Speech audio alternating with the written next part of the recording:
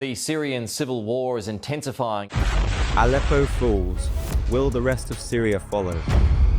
Hi, welcome to 333. Today, we take a moment to look at what is happening in Syria.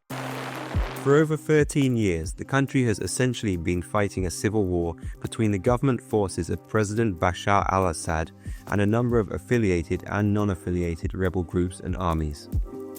The war began initially with the pro-democracy protests associated with the Arab Spring of 2011, but soon developed into a deeper conflict that took in the fight for independence of the Syrian Kurds in the east, the Turkish-aligned rebel forces in the north, and the former al-Qaeda-linked rebels, the Hayat Tahrir al-Sham or HTS in the northwest. The civil war saw some 500,000 deaths and almost 7 million Syrians fleeing the country, the majority finding their way to Turkey. In 2020, Russia and Turkey helped to broker a general ceasefire.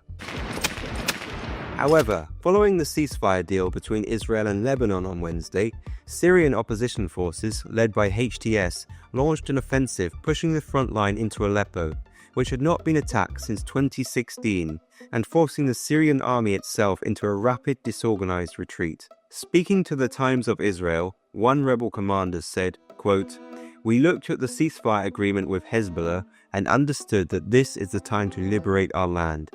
This operation was critical," unquote. While much of the wider international community would be happy to see the back of Assad and his rule in Syria, he still has key regional allies. On Sunday, as Egypt Today reported, the Minister of Foreign Affairs announced Egypt's strong support for the Syrian state and its national institutions. Iran's foreign minister reiterated, quote, "We will continue to support the government, nation, and army of Syria," unquote.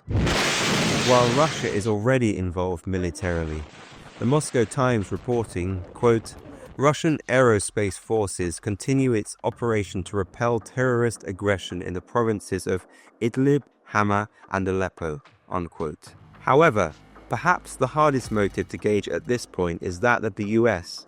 America still has some 900 military personnel in Syria, helping the pro-Kurdish SDF in containing the remnants of the Islamic State. Victory for the previously al-Qaeda-allied HTS would not be at all welcome in American eyes, but neither would the victory of the Assad-Putin-Iraq alliance, which currently holds sway in the region. Furthermore, on Monday, France, Germany, Britain and the US, in line with the UN, called for de-escalation in Syria, something that seems more likely to hinder any prompt definitive resolution and merely muddy the international waters. And, as the recently exposed shortcomings of the United Nations in Lebanon has shown, the broad-brush internationalism of such organizations is proving to be increasingly fruitless in conflicts that are very much rooted in the land and the culture, the politics and the religion of the people directly involved. Dating back as far as 8000 BC, Aleppo has seen many landlords come and go.